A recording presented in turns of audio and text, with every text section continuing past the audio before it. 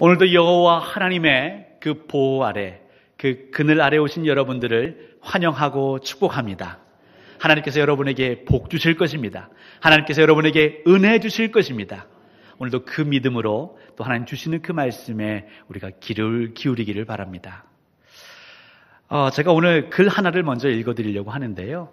지금은 고인이 된 정채봉 작가의 처음의 마음으로 돌아가라라는 이 짧은 단상글 모음집입니다. 여기에 보면 만남이라는 주제의 글이 있습니다. 한번 잘 들어보십시오. 만남. 가장 잘못된 만남은 생선과 같은 만남이다. 만날수록 비린내가 묻어오니까. 가장 조심해야 할 만남은 꽃송이 같은 만남이다. 피어있을 때는 환호하다가 시들면 버리니까. 가장 비천한 만남은 건전지와 같은 만남이다.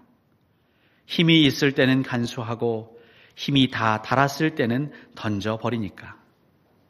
가장 시간이 아까운 만남은 지우개와 같은 만남이다. 금방의 만남이 순식간에 지워져 버리니까. 가장 아름다운 만남은 손수건과 같은 만남이다. 힘이 들 때는 땀을 닦아주고 슬플 때는 눈물을 닦아주니까. 여러분의 삶 가운데에 이런 손수건과 같은 만남이 가득하시기를 주님의 이름으로 간절히 축원합니다. 만남은 중요하지요. 한 남자가 현숙한 아내를 만나는 것, 또 한 여자가 듬직한 남편을 만나는 것, 매우 중요합니다. 스승이 훌륭한 제자를 만나는 것, 또 제자가 헌신적인 스승을 만나는 것, 너무 복됩니다. 여러분, 씨앗이요, 비옥한 땅을 만나는 게 중요하고요. 또 비옥한 땅은 속이 꽉 찬 미랄, 그 씨앗을 만나는 게 매우 중요합니다. 그래야 풍성한 소출을 얻을 수 있죠. 마찬가지로 백성은 어진 왕을 만나고 또 왕은 정직하고 신실한 백성을 만날 때 그 나라에는 평온함과 평강이 넘칠 것입니다. 여러분, 그리스도인들은 누구를 만나야 될까요? 그리스도인들은 예수 그리스도를 만나야 합니다. 여러분들을 살리시기 위하여 십자가에 달려 돌아가신, 우리의 모든 죄를 대속하신 그 예수 그리스도를 만날 때에 우리 그리스도인들은 복되고 행복하고 평안한 것이지요. 여러분, 예수 그리스도를 만나셨습니까? 여러분, 예수 그리스도와 함께하고 계십니까? 이 확신과 이 구원의 감격이 오늘 예배를 드리시는 여러분 가운데에 충만하기를 원합니다. 근데 예수 그리스도를 만나는 것만큼 중요한 게 있는데, 그것은 좋은 교회를 만나는 것입니다. 이곳에 오신 여러분들, 좋은 교회를 만나셨습니다. 광주 동산교회가 좋은 교회입니다. 왠지 아십니까? 저희 광주 동산교회는 예수 그리스도 중심으로 우리의 신앙을 고백하기 때문입니다.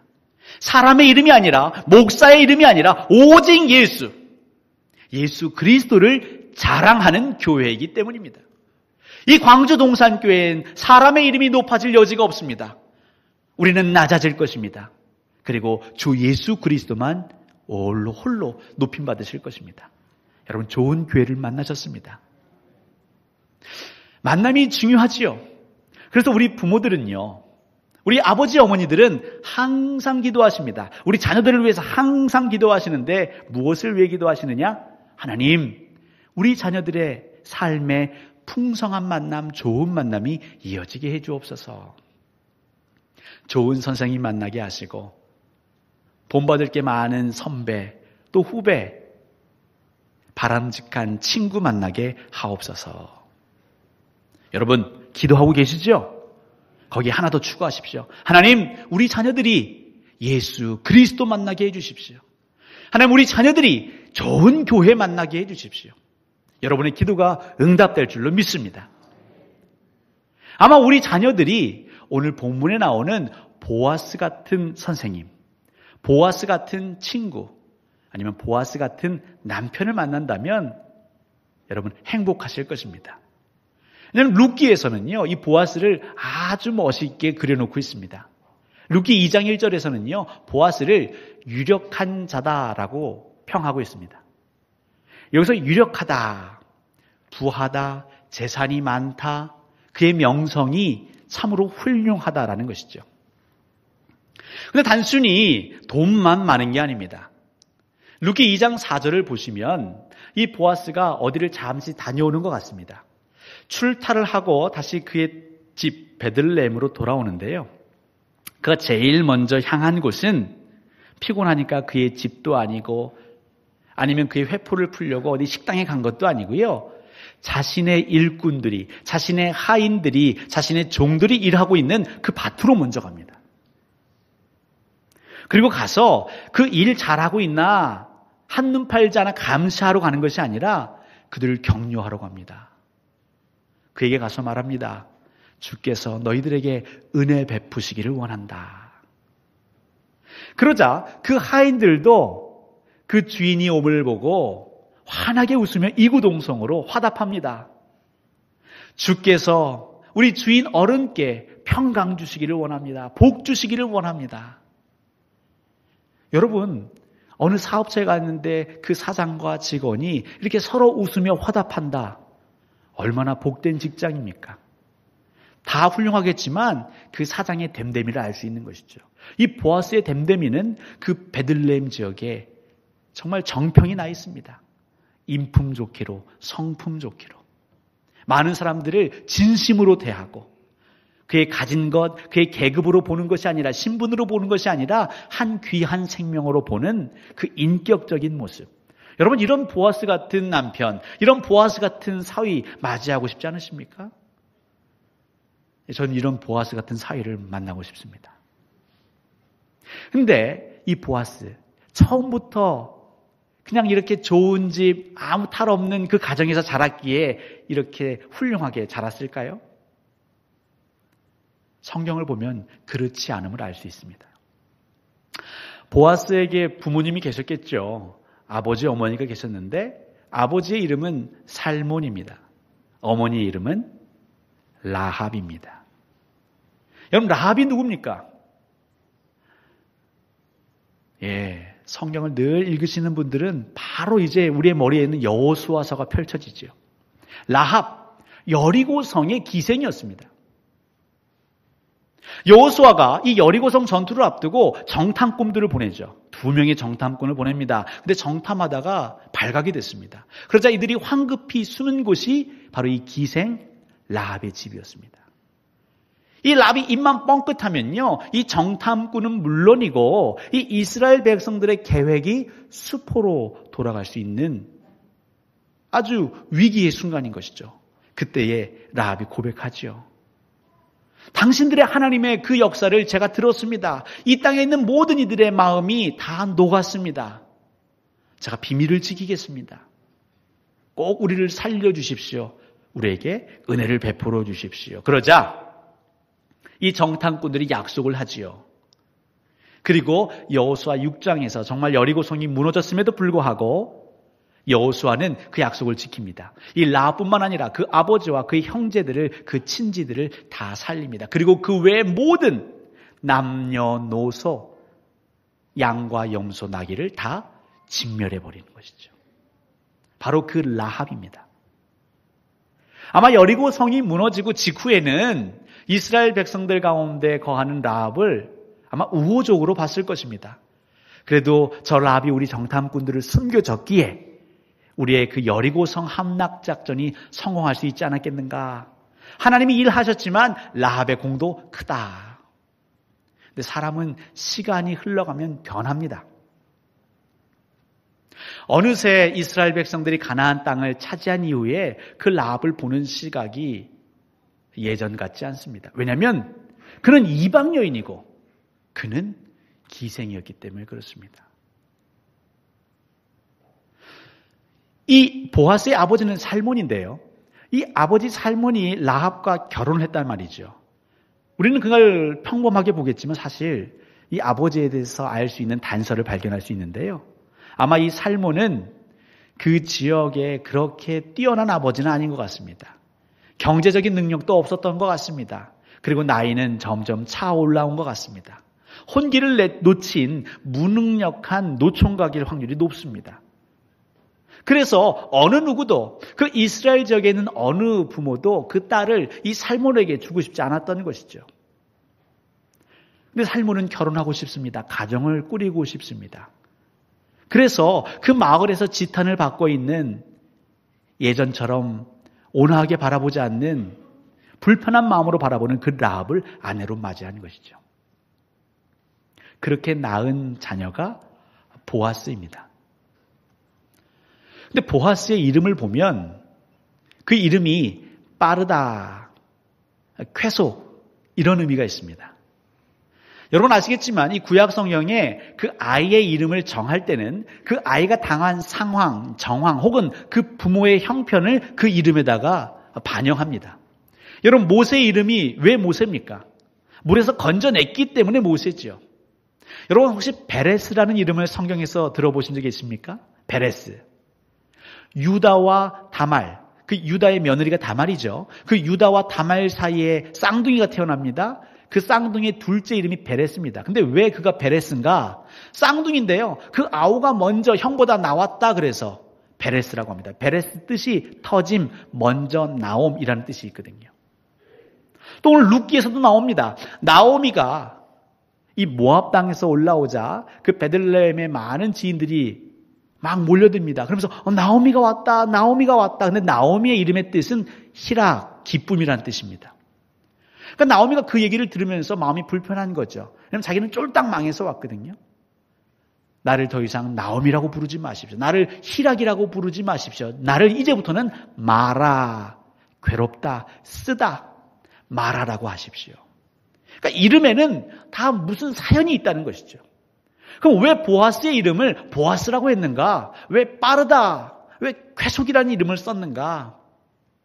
유추해 보면 그가 이 세상에 빨리 나왔다 이 말이죠. 세상에 어머니 뱃속에서 10달을 채우지 않고 빨리 나왔다. 팔싹둥이거나 아니면 결혼한 지 10달도 안 됐는데 애가 나왔다. 속도 위반을 했을 수 있겠죠. 그러니까 이렇든 저렇든 그가 팔싹둥이든지 아니면 정말 결혼하고 싶었던 살몬이 하지만 어느 누구도 자기 딸을 자기에게 아내로 주지 않은 그곳에서 기생랍, 이방 여인에게 들어갔던 그런 사연이었든지 이 가족은요, 그 주변 지역 사람들에게 손가락질 받기에 너무 그냥 충분한 것이죠. 어린 시절 보아스는요, 마을을 나가면 행복하지가 않습니다. 동네 주민들이 수군거립니다. 제가 일찍 나온 애야, 빨리 나온 애야. 모르지 왜 그랬는지 모르지만 아무튼 그렇고 그렇대. 근데 그것도 부족해서 아마 이 아버지 살몬은 먼저 일찍 세상을 떠났을 확률이 높습니다. 왜냐하면 남자의 수명보다는 여자의 수명이 더 길 것이고요. 그러니 이 보아스는 어린 시절부터 누구를요? 이방 여인이요, 기생 출신 어머니를, 홀로 된 과부를 돌봐야죠. 이 보아스는 우리가 생각하는 것처럼 그렇게 유복한 집안에서 태어난 아들이 아닙니다. 넉넉한 집안에서 태어난 금수저도 아닙니다. 그런데 이 보아스는 오늘 이 룻기에서 나온 것처럼 이 지역의 유력한 자가 되었습니다. 여러분 비결이 무엇일까요? 그때나 지금이나 아무리 열심히 노력한다고 해도요, 학연, 지연, 혈연이 없으면 성공하기 쉽지 않습니다. 아무리 내 재능이 뛰어나도 주변의 사람들이 인정해주지 않으면 빛을 발하기 쉽지 않습니다. 그런데 어떻게 이 베들레헴 지역의 유력한 자가 됐을까요? 유지가 되었을까요? 답은 하나밖에 없습니다. 보답하시는 하나님 때문에 그런 것이죠. 여러분, 보답하다라는 사전적 의미는요, 어떤 사람이 누군가에게 호의나 은혜를 베풀 때에 그에 상응하는 무언가를 주는 것을 보답하다라고 합니다. 그런데 오늘 룻기에 있는 이 2장 12절에 보아스가 룻한테 여호와 하나님께서 보답하시기를 원한다 하는데 그 보답하다는 것은 이 사전적 의미하고 조금 다릅니다. 이 원어의 의미는 무엇이냐면 완전하다, 온전하다, 완성하다라는 의미가 있습니다. 그러니까 성경에서 보답하다, 오늘 본문에서 보답하다라는 건 무엇이냐면 우리의 부족함을 채우셔서 내가 정말 열심히 노력하고 땀 흘리지만 그래도 충분치 않은 그것이 있는데 그것을 여호와 하나님께서 채우셔서 완성하신다 이런 의미가 있는 것이죠. 이 보답하시는 하나님을 만난 성경에 유명한 인물이 있죠. 누굽니까? 요셉. 그는 노예로 팔렸습니다. 종으로 팔렸습니다. 그래서 그 장수의 집에서 최선을 다합니다. 하지만 그가 최선을 다해도 그는 그냥 노예의 신분을 벗어날 수가 없는 것이죠. 그가 또 죄수의 누명을 쓰고 그 감옥에서 최선을 다합니다. 하지만 그는 죄수의 신분이 바뀔 수가 없는 형편인 것입니다. 그런데 보답하시는 하나님, 그의 중심을 보시고 그의 땀 흘림을 아시고 그 부족한 것을 채우셔서 완성케 하신 하나님이 어떻게 일하십니까? 그 요셉을 애굽의 총리로 세우시는 것이죠. 마찬가지입니다. 보아스. 아버지는 무능력합니다. 자식들을 위해, 가족을 위해서 벌어놓은 재산이 없습니다. 그리고 일찍 세상을 떠납니다. 홀로 남은 어머니, 과부가 세상을 살아가기는 쉽지 않죠. 거기에 그의 평판도 좋지 않습니다. 왜냐하면 그는 이방 여인이요 기생이기 때문에. 그런데 아무리 보아스가 열심히 일한다고 해서 그 보아스의 가정이 어떻게 하루아침에 이렇게 유력한 가문이 될 수 있었을까요? 그것은 보답하시는 하나님. 그 보아스의 부족함을 보아스가 채우려고 해도 채울 수 없는 그 부족함을 하나님께서 채우셔서 온전케 하시고 완성하시는 것을 보아스가 경험한 것이죠. 그 보아스가 이 룻에게 은혜를 베풉니다. 그래서 오늘 본문에서 룻이 얘기하는 거 아니겠습니까? 어찌하여 나 같은 이방 여인을 이렇게 돌보시고 은혜를 베풀어 주십니까? 어찌하여 우리 하나님께서는 은혜를 받았다고는 하지만 이 세상에 속하여 나의 육신으로 그 욕망으로 탐욕으로 살아가는 이 죄인들을 잊지 아니하시고 우리에게 은혜를 베풀어 주실까요? 보아스는 두 가지를 얘기하죠. 첫 번째가 무엇이냐면 네 남편이 죽은 후에 네가 너의 시어머니에게 한 일을 내가 알고 있다. 그러니까 보아스는 이 룻이 그의 시어머니 나옴에게 하는 걸 보면서 무엇을 떠올리냐면 자기의 힘들었던 과거를 떠올리는 것입니다. 기생 출신의 홀로 남은 어머니, 그 라합을 정말 열심히 봉양했던 자기 자신. 그래서 어렸을 때는 다른 집의 밭에 가서 이삭 줍기를 합니다. 눈치 보며 이삭을 줍습니다. 근데 가는 때마다 그곳에 다른 소년들이 구박합니다. 타박합니다. 놀려댑니다. 너희 어머니는 이방인이라며, 너희 어머니는 기생 출신이라며. 그렇게 서름 가운데 살았던 자기의 삶, 그렇게 다른 이들의 밭을 전전긍긍했던 자신의 삶. 그래서일까요? 오늘 보아스는 룻에게 얘기하죠. 8절, 9절. 뭐라고 말합니까? 내 딸아. 이 나이 차이가 있는 거죠. 내 딸아. 다른 이들의 밭에 가지 말아라. 왜냐하면 다른 이들의 밭에 가면요, 수모와 멸시를 당할 것이 뻔하거든요. 이방 여인이기에 소년들이 치근댈 것이 뻔하거든요. 왜냐하면 보아스는 그걸 경험해 보았습니다. 자기는 알고 있습니다. 그래서 내가 보호해 줄 테니, 그 밭에서 이삭 줍는 것이 얼마나 험한지 내가 알고 있다. 그러니 내가 보호해 줄 테니 이 밭을 떠나지 말아라. 이미 내 밭에서 일하고 있는 소년들에게 말해 놓았다. 너를 건들지 말라고 내가 신신당부해 놓았다. 혹시 이삭을 주우면서 갈증이 나거든, 목이 마르거든, 눈치 보지 말고 소년들이 떠온 물 마음껏 마셔라. 모르긴 몰라도 보아스, 그 어린 보아스가 그 이삭을 주우면서 목말랐지만 저기 물통이 보이고 물을 마시고 싶었지만 아마 가까이 갔을 때 많은 소년들이 나무라고 못 먹게 했나 봅니다. 그 정도로 보아스는 밑바닥 인생을 살았던 것이죠. 그런데 룻을 보니까 그 보아스 마음 가운데 옛 추억이 새록새록 떠오릅니다. 그 어머니 라합과 보아스, 그 모자가 지냈던 삶. 아마 어느 날 그 나이 먹은 라합은 그 아들에게 얘기했을 것입니다. 아들아, 미안하다. 네가 더 좋은 부모를 만났다면 너같이 마음 좋고 성실한 아이가 더 크게 성공했을 텐데. 그래도 이 어머니는 감사하다. 이 어머니는 부유하지 않지만 하나님께 감사한단다.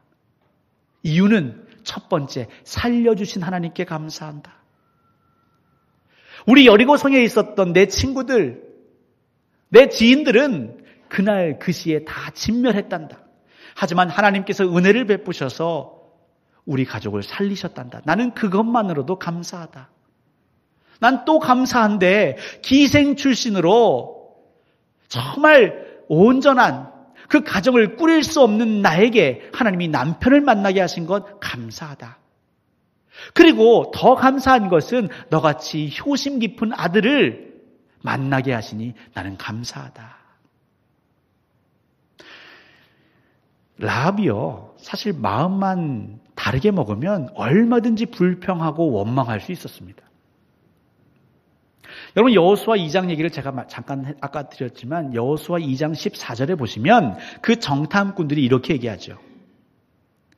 네가 말하지 않으면, 우리가 왔다는 것을 말하지 않으면 반드시 우리 목숨을 걸고라도 너를 지켜주겠다. 그리고 우리 백성이 이스라엘이 이 성을 차지하게 되면 그때 우리가 인자와 진실로 너를 대우할 것이다. 이렇게 말합니다. 인자와 진실로 대우할 것이다. 여러분, 최근에 탈북자들이 이 남한 땅에 왔다가 다시 북한으로 가는 사례들이 있죠. 왜 그렇습니까? 자유의 땅에 와서 행복을 찾을 줄 알았는데 이곳에 와서 처음에는 기뻤는데 살다 보니 더 팍팍하다는 거 아니겠습니까? 그래서 돌아가는 거죠. 이 라합이요, 처음에는 이스라엘 백성들이 환대합니다. 네가 라합이구나. 우리 정탐꾼을 숨겨줬던 네가 라합이구나. 근데 시간이 지나는데요, 관심이 없습니다. 오히려 놀려댑니다. 기생이라고 핀잔을 줍니다. 차별합니다. 이것이 인자와 진실로 대우하는 것이냐고 얼마든지 라합은 핏대를 세워서 따질 수 있습니다. 항의할 수 있습니다. 그런데 라합은 그렇게 하지 않습니다. 나를 살려주신 하나님께 감사. 내게 남편을 만나 가정을 이루게 하신 것 감사. 그리고 이렇게 훌륭한 보아스 같은 아들을 만나게 하신 것 감사.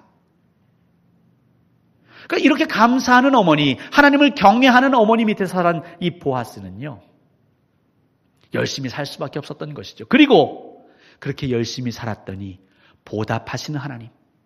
내 힘으로는 성공할 수 없었는데, 내 힘으로는 유력한 자가 될 수 없었는데 하나님께서 나를 높이셔서 요셉이 애굽의 총리가 된 것처럼 이 보아스를, 기생의 아들 출신 이 보아스를 이 지역의 유력한 자로 높이시는, 완성케 하시는 그 하나님을 이 보아스는 다시 회상하는 것이죠. 그 은혜를 떠올리는 것입니다. 룻을 보면서요.